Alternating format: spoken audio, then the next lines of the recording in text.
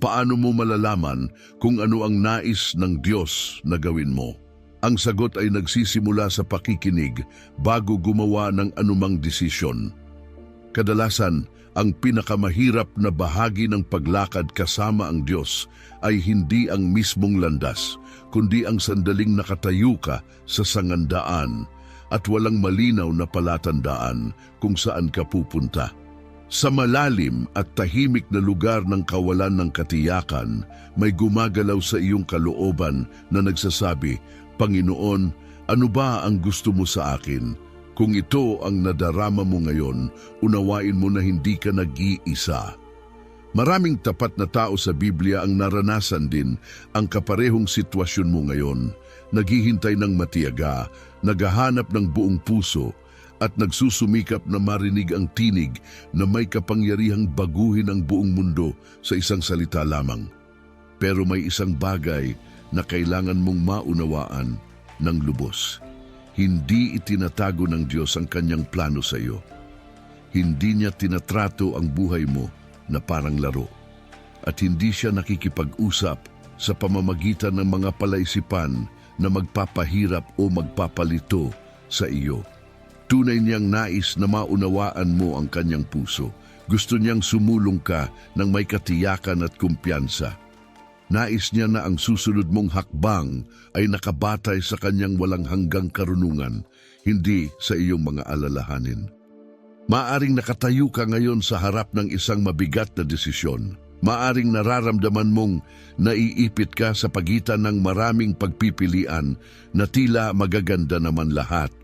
O baka pagod ka na sa paulit-ulit na pag-iisip at pagsisikap na malaman ang tamang daan, umaasang tama ang napili mo.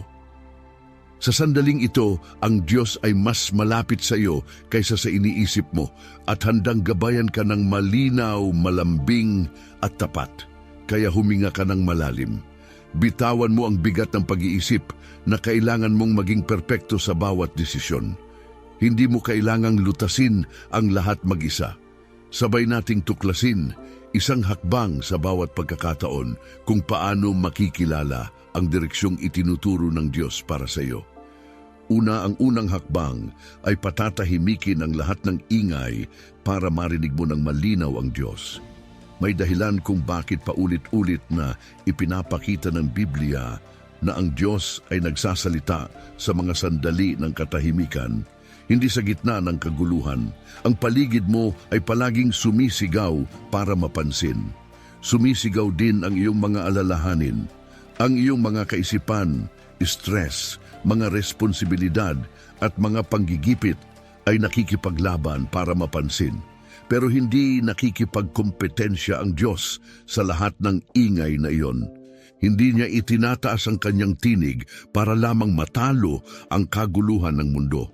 Sa halip, matiyaga siyang naghihintay sa kaluluwa na kusang lumalapit sa kanya, isa sa mga pinakamalaking hadlang sa pagkaunawa mo ng layunin ng Diyos ay ang sobrang daming ingay sa iyong espiritu.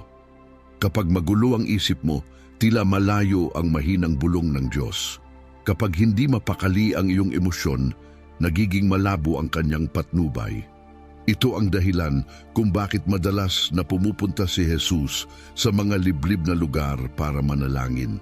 Hindi dahil kailangan niya ang pag-iisa, kundi dahil hinahangad niya ang malalim na koneksyon sa Ama nang walang anumang sagabal. At dito rin dapat magsimula ang iyong paglalakbay. Kapag sinasadya mong patahimikin ang ingay sa paligid mo, hindi ka tumatakas sa realidad. Gumagawa ka ng puwang para sa banal na patnubay. Nagtatayo ka ng santuwaryo sa iyong puso kung saan maaaring ibuhos ng Diyos ang kanyang direksyon sa iyong kalooban. Minsan kakaiba o hindi komportable ang pananahimik sa una. Maraming tao ang umiiwas sa katahimikan dahil pinipilit silang harapin kung ano ang tunay na nangyayari sa kanilang kalooban. Pero doon nagpapakita ang Diyos sa tahimik na lugar na iyon. Tinutulungan kanyang makilala kung aling mga kaisipan ang galing sa kanya at alin ang galing sa pagkabalisa. Sa katahimikan, inihahayag niya ang tunay na mga motibo, sa likod ng iyong mga kagustuhan. Sa katahimikan, maingat niyang hinahiwalay ang iyong sariling boses mula sa kanyang boses at marahang ginagabayan ka patungo sa katotohanan. Ang paglikha ng katahimikan ay hindi nangangahulugang kailangan mong maglaho ng matagal. Maaaring mga hulugan lamang ito ng paggising ng 10 minuto bago ang iyong karaniwang oras, paglabas sa sariwang hangin, at mahinang pagsasabi ng, "Magsalita ka sa akin, Panginoon, dahil handa na akong makinig." Maaaring mga hulugan ito ng pagpatay ng iyong telepono sa gabi at pagbibigay ng pahinga sa iyong isipan. Maaaring mga hulugan ito ng pag-abot sa Biblia bago ang social media. Ang maliliit na desisyong ito ay nagbubukas ng puwang para makipag-usap ang Diyos sa iyo. Kung tunay mong nais malaman kung ano ang hinihiling ng Diyos sa iyo, simulan mo sa pamamagitan ng pag-aalay sa Kanya ng iyong buong atensyon. Hindi ang natitira, hindi ang ilang segundong nakaipit sa pagitan ng mga abala. Ialay mo sa Kanya ang tahimik na mga sandali. Ialay mo sa Kanya ang pusong tumahimik na, dahil ang parehong Diyos na nagsalita kay Moises sa pamamagitan ng nagliliyab na palumpong at nakipag-usap kay Elias sa pamamagitan ng pinakamahinang bulong, ay siyang parehong Diyos na magsasalita sa iyo sa sandaling magpasya kang bagalan ang iyong bilis para tunay na marinig siya. Isa sa mga nakakapaglaya na katotohanan na matatanggap mo ay ito. Hindi ka kailanman gagabayan ng Diyos patungo sa anumang bagay na sumasalungat sa Kanyang ipinahayag na sa kasulatan. Ang Kanyang salita ay higit pa sa mga nakaprint na pahina. Ito ang angkla na nagpapanatili sa iyong kapanatagan, ang kompas na nagtuturo ng tamang direksyon, at ang pansala na dapat sukatin ng bawat kaisipan, bawat hangarin at bawat posibilidad. Tuwing hindi ka sigurado sa isang desisyon, ang Biblia ang iyong matibay na pundasyong espiritual. Ang layunin ng Diyos ay hindi kailanman nakalilito kapag umaayon ito sa Kanyang ipinahayag na. Maaaring gumamit ng panggigipit ang kaaway. Maaaring iligaw ka ng iyong mga damdamin. Maaaring subukan ng ibang tao na impluwensyahan ang iyong pag-iisip. Pero ang salita ng Diyos ay nananatiling malakas at hindi nagbabago, tumatagos sa kalituhan na parang matalas na espada. Mahalaga ang prinsipyong ito dahil minsan ang nararamdaman mong tama ay hindi talaga umaayon sa kasulatan. Maaaring kumbinsihin ka ng iyong emosyon na may bagay na makabubuti. Pero nagbababala ang Jeremias 17, versikulo 9, na ang pusong tao ay maaaring manlinlang kapag walang patnubay ng Diyos. Ang damdamin lamang ay hindi makapagtutukoy kung ano talaga ang gusto ng Diyos para sa iyo. Ibinigay niya sa iyo ang kasulatan upang hindi ka maiiwan na nagtataka o naghuhula. Bawat mahahalagang pagpipilian na iyong makakaharap ay dapat dumaan sa pagsubok ng pagkakatugma. Nagbibigay ba ito ng karangalan sa Diyos? Sinasalamin ba nito ang itinuro ni Kristo? Nilalapit ba ako nito sa Kanya o lumalayo? Nagpapalago ba ito ng pagsunod, kapakumbabaan at matuwid na pamumuhay? O pinapakain nito ang aking ego, mga takot o pagnanais na mag-shortcut? Kapag nais ng Diyos na pumunta ka sa isang partikular na direksyon, pinatutunayan niya ito sa pamamagitan ng Kanyang salita. Maaaring biglang tumayo ang isang bersikulo sa iyo sa paraan na hindi nangyari dati. Maaaring paulit-ulit na lumitaw ang isang talata sa mga sermon na naririnig mo, mga devosyonal na binabasa o pang-araw-araw na pag-uusap. May mga pagkakataon na dinadala ng Espiritu Santo ang isang bahagi ng kasulatan sa iyong atensyon ng napakalakas na parang direktang kinakausap ng Diyos ang iyong eksaktong sitwasyon. Hindi iyon tsamba, iyon ay banal na patnubay. At tuwing may sumasalungat sa kasulatan kahit sa pinakamaliit na paraan, maaari kang tiwala na tumalikod doon. Hindi inaangkop ng Diyos ang Kanyang mga prinsipyo batay sa iyong sitwasyon. Ang kanyang layunin ay hindi kailanman hihingi sa iyo na magkasala, magsinungaling, mag-shortcut, tumanggap ng mababa sa kanyang pinakamabuti o pumasok sa anumang bagay na makasasakit sa iyong kaluluwa. Ang kanyang layunin ay palaging humihila sa iyo patungo sa kabanalan kahit na mahirap ang landas na iyon. Kaya kapag hinahanap mo ang direksyon ng Diyos, hayaan mong maging gabay mo ang Biblia. Hayaan mo itong magbigay ng katatagan sa iyong emosyon. Hayaan mo itong magbigay ng kalinawan sa iyong mga pagpipilian. Hayaan mo itong protektahan ka mula sa panlilinlang dahil ang Diyos na gumagabay sa iyo ay palaging gagabay sa iyo sa mga paraan na perpektong sumasalamin sa kanyang salita ng walang exception. May mga pagkakataon na hindi mo talaga maipaliwanag kung bakit nararamdaman mong hinihila ka patungo sa isang bagay o itinataboy ka palayo dito. Hindi ito galing sa lohikal na pag-iisip. Hindi ito galing sa purong emosyon. Hindi ito nakaugat sa takot o sigasig. Ito ay mas malalim, mas tahimik, pero hindi maikakaila na panatag. Ang panloob na paghila na iyon ay madalas na ang Espiritu Santo na nagtuturo sa iyo ng tamang direksyon. Nangako si Jesus na gagabayan tayo ng Espiritu Santo sa buong katotohanan. Ibig sabihin nito, higit pa siya sa nagbibigay ng kaaliwan kapag nasasaktan ka. Nagbibigay siya ng direksyon kapag naliligaw ka sa kawalan ng katiyakan.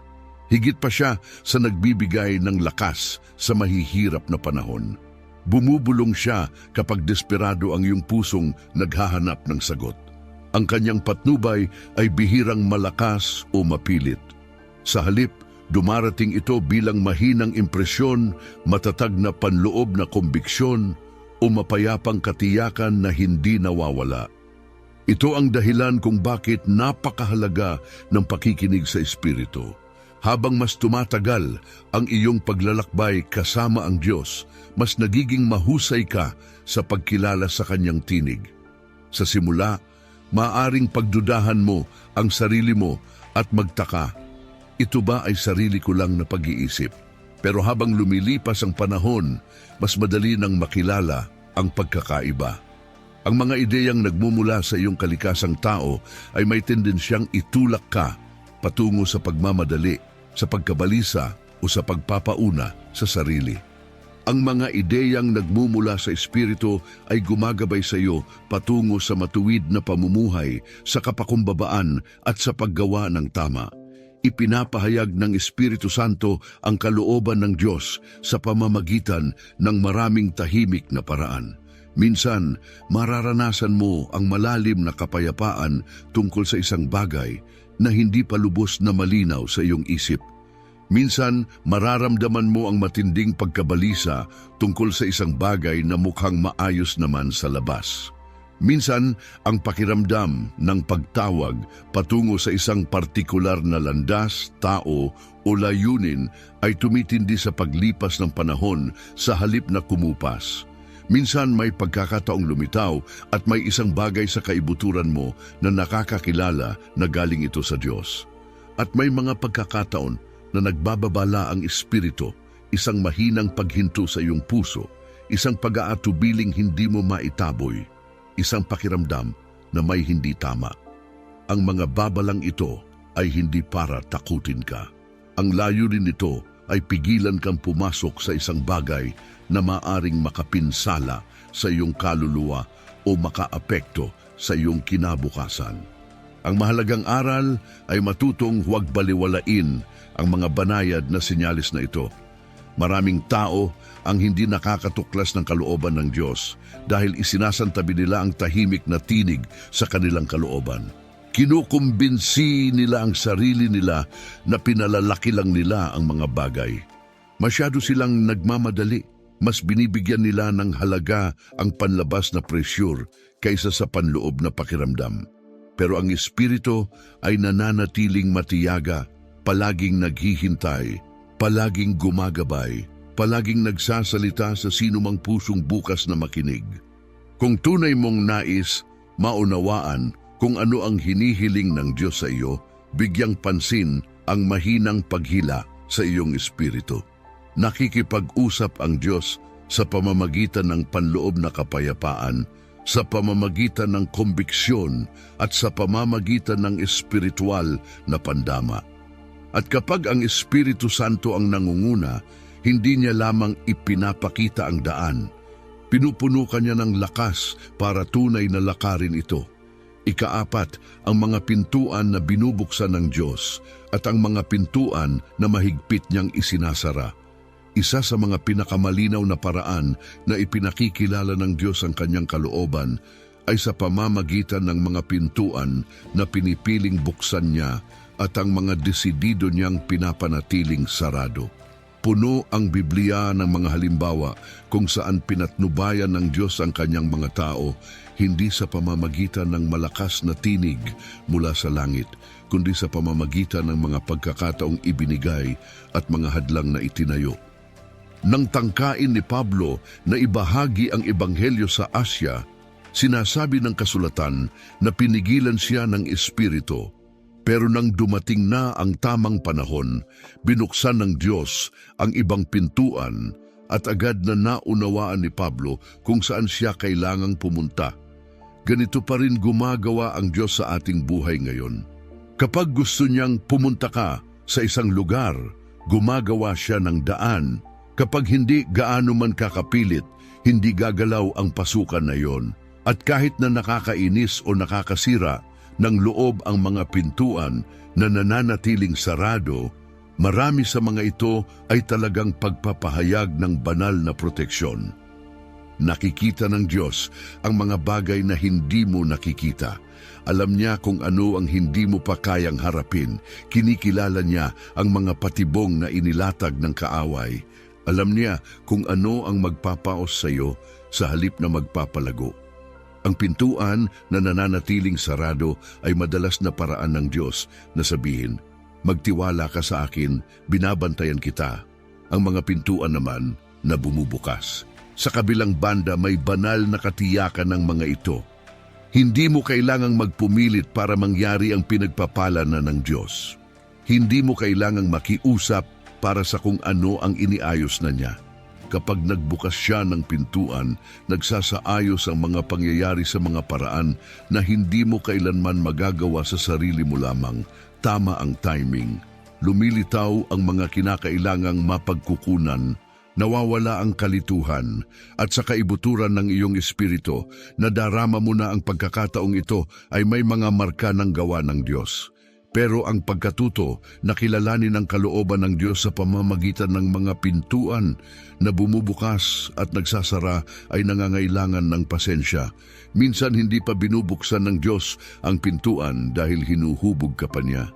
Minsan ang tamang pintuan ay mukhang napakalaki para sa iyong kakayahan at gusto niyang pasukin mo ito sa pamamagitan lamang ng pananampalataya. Minsan, ang pintuan na nananatiling sarado ay hindi permanenteng pagtanggi, kundi senyales na maghintay pa ng kaunti.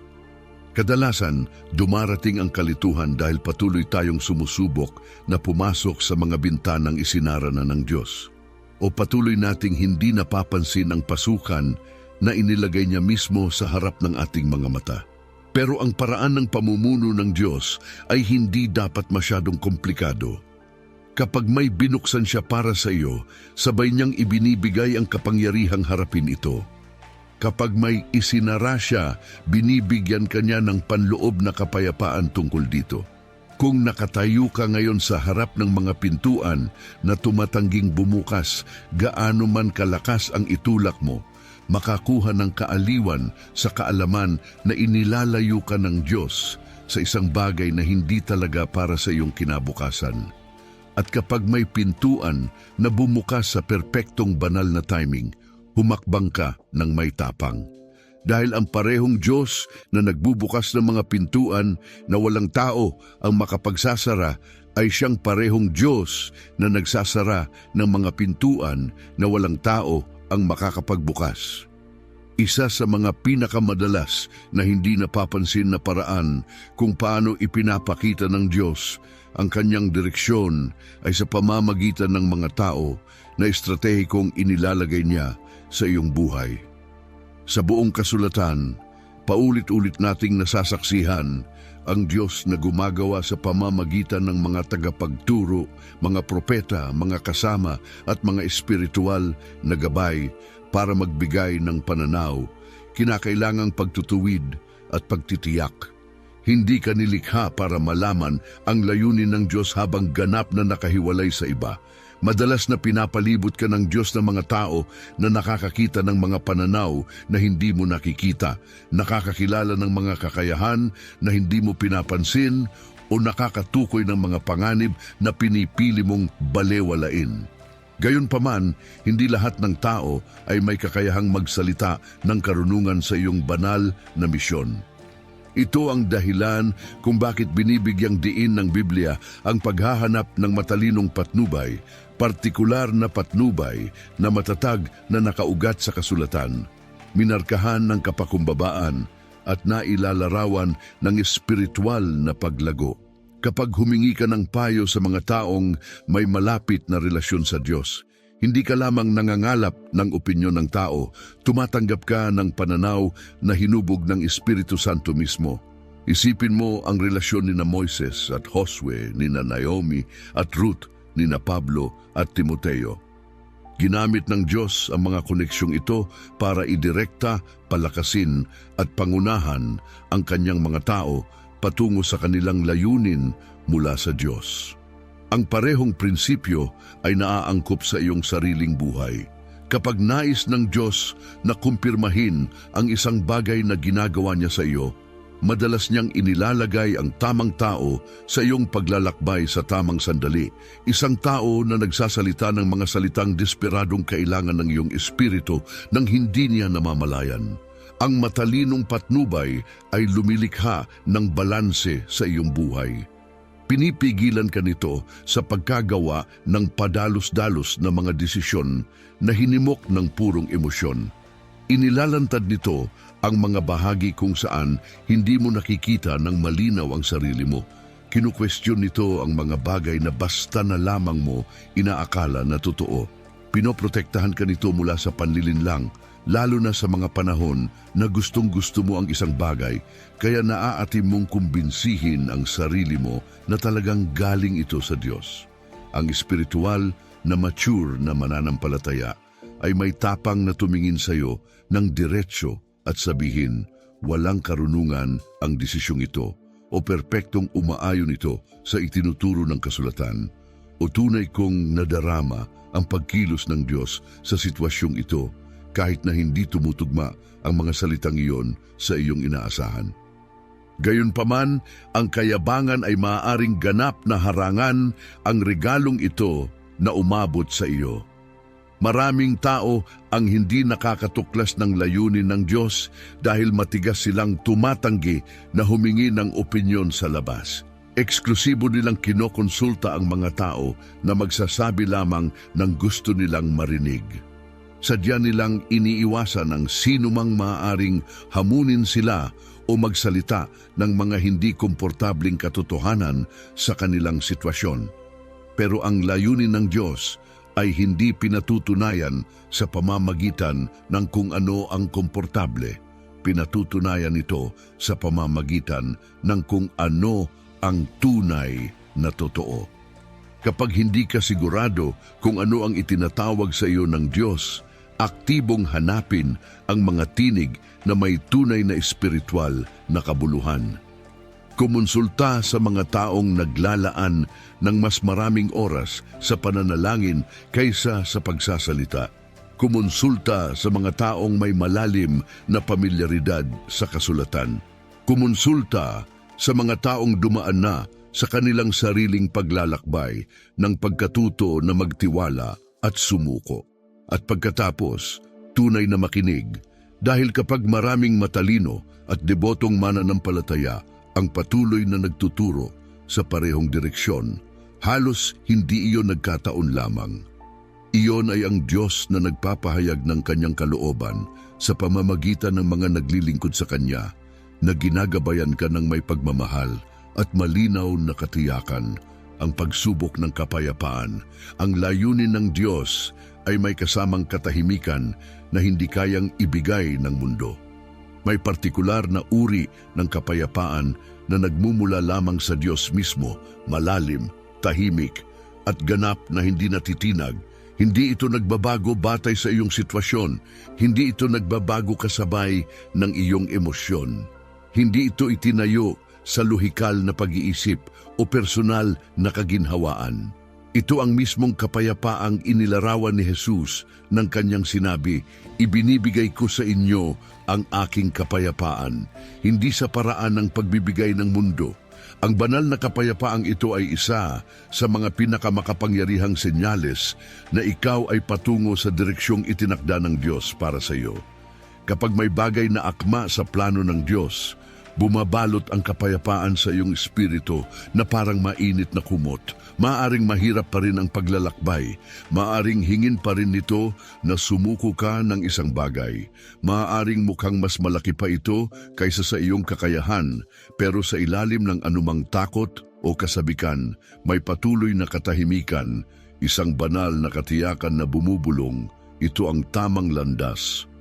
Sa kabilang banda, kapag may bagay na hindi nagmumula sa Diyos, ganap na nawawala ang kapayapaang iyon.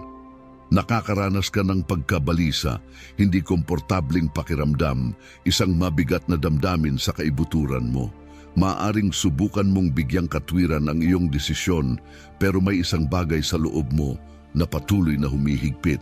Habang mas pinipilit mo ang mga bagay, mas bumibigat ang lahat. Ang pakiramdam na iyon ay hindi ang Diyos na tumatanggi na pagpalain ka. Ang pakiramdam na iyon ay ang Diyos na nagpoprotekta sa iyo sa pamamagitan ng hindi komportabling pakiramdam na iyon. Ang panloob na kaguluhan ay madalas na nagsisilbing babala na ang landas na iyong iniisip ay sa huli ay magdadala sa iyo ng mas malayo sa Kanya. Ito ang dahilan kung bakit ang pagmamadali sa isang desisyon ay halos hindi nagtatapos ng mabuti. Kapag nakakaramdam kang magmadali, piliting kumilos o baliwalain kung ano ang sinasabi ng iyong espiritu para lamang makasulong, iyon ay ebidensya na lumalabas ka sa tamang pagkakahanay. Ang layunin ng Diyos ay maaaring mangailangan ng tapang, pero hindi ito kailanman mangangailangan ng panloob na kaguluhan. Ang Espiritu Santo ay nagbibigay ng mahinang patnubay, hindi mabilis na pagtutulak. Ang kapayapaan ay hindi garantiya na magiging madali ang iyong paglalakbay. Garantiya nito na mananatili kang matatag. Garantiya nito na hindi ka mabibigla ng kawalan ng katiyakan. Garantiya nito na mararamdaman mo ang kamay ng Diyos na nagbibigay ng katatagan sa iyong puso, kahit sa mga sandaling hindi maintindihan ng isip mo ang mga bagay.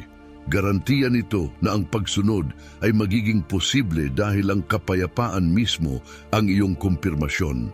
May mga pagpipilian na mukhang ganap na imposible, pero ganap na mapayapa sa loob.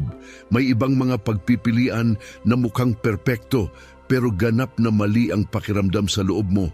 Ito ang dahilan kung bakit napakahalaga ng pagsubok ng kapayapaan.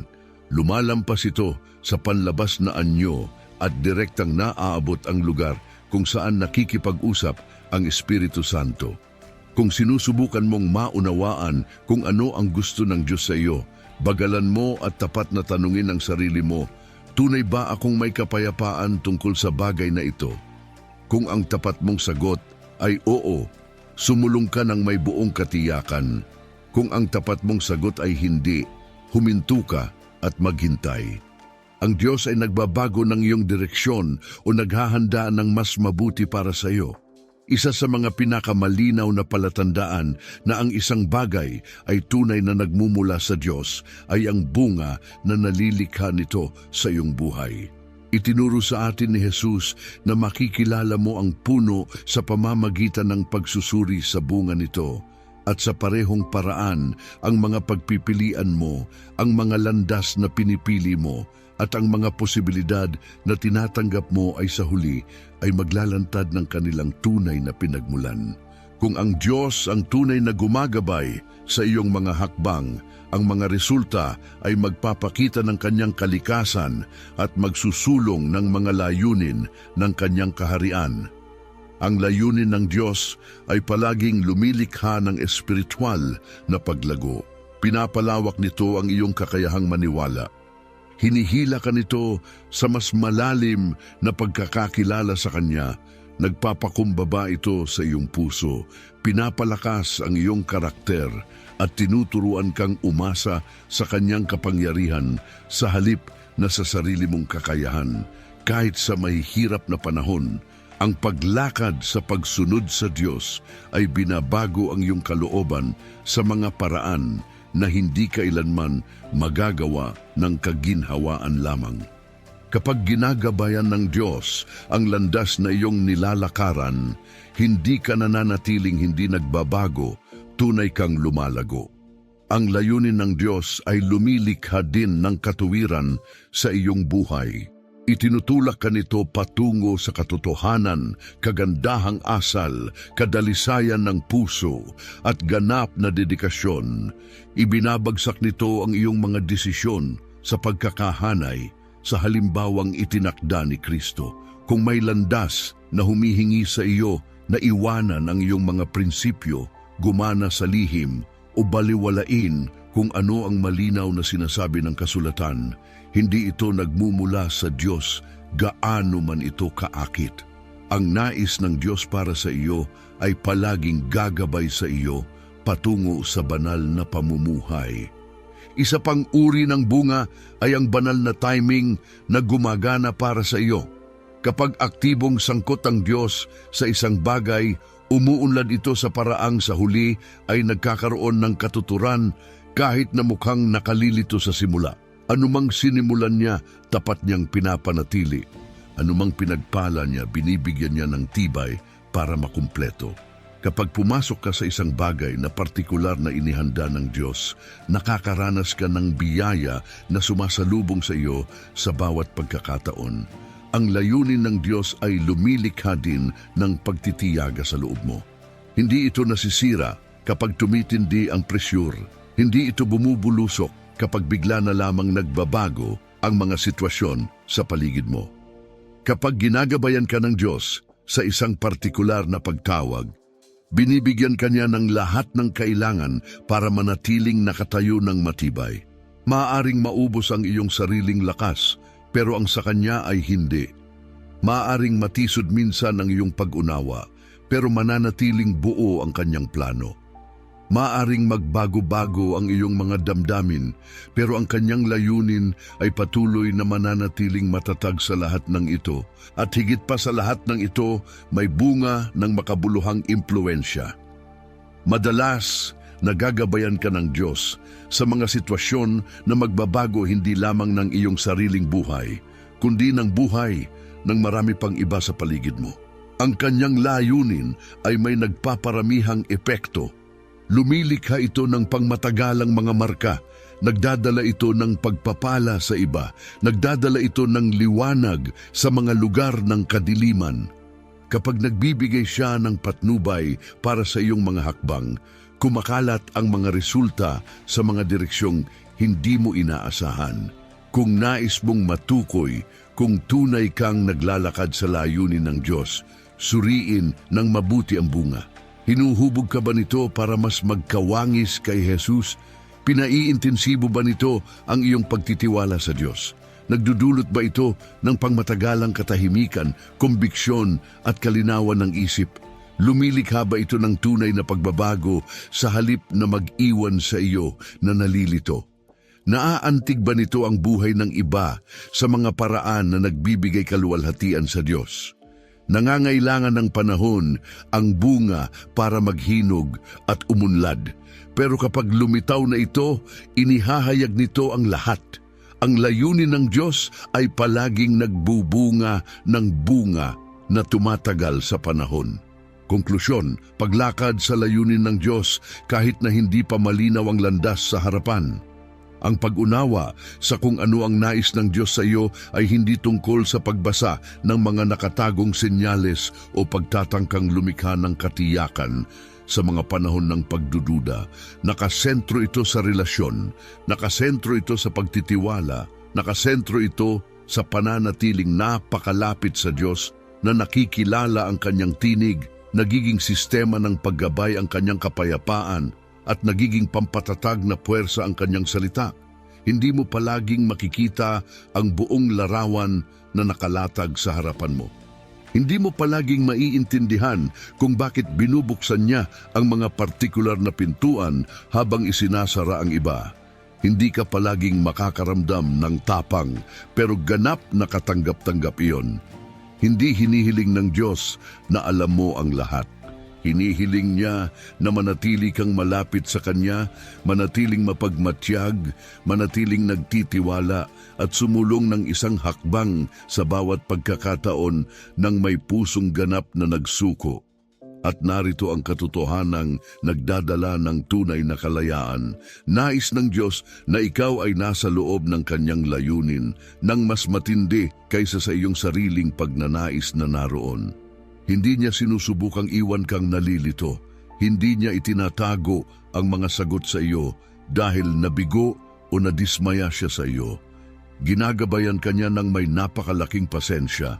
Hinuhubog ka sa pamamagitan ng tunay na pagmamahal at dinadala ka na may pananaw na umaabot ng higit pa sa limitasyon ng nakikita ng iyong mga mata. Kaya magpatuloy ka ng may tapang at katiyakan. Isaayos ang iyong puso para makilala ang kanyang tinig. Hayaan mong ang kanyang salita ang maging pundasyon ng iyong mga pagpipili. Hayaan mong ang kanyang kapayapaan ang magbigay ng katatagan sa iyong kalooban. Hayaan mong ang kanyang espiritu ang mahinang mag-udyok sa iyo, magmahal na magtama sa iyo at kumpirmahin ang mga hakbang mo. Dahil kapag ang iyong puso ay ganap na nagsuko at nananatiling bukas ang iyong mga tainga, hindi mo malalagpasan kung ano ang inihanda ng Diyos para sa iyo. At kahit sa mga sandaling tila natatakpan ng kawalan ng katiyakan ng bukas, maaari kang magpahinga sa katiyakang ito. Ang Diyos na nagbibigay ng iyong patnubay ay ang parehong Diyos na naglalakad sa landas bago ka dumating. Ang Diyos na nagsasalita sa iyong buhay ay ang parehong Diyos na kasama mo sa bawat sandali.